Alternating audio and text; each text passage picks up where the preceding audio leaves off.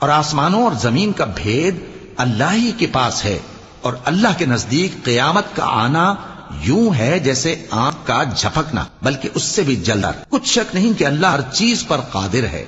और अल्लाह ही ने तुमको तुम्हारी माओं के शिकम से पैदा किया, इस हाल में कि तुम कुछ नहीं जानते थे, और उसने तुमको कान और आंखें और इनके अलावा और आज़ा बख्शे ताकि तुम शुक्र करो। क्या इन लोगों ने नहीं कि आसमान में घिरे हुए उड़ते रहते हैं, अल्लाह ही थामे रखा। ईमान वाले के लिए इसमें बहुत सी निशानियां।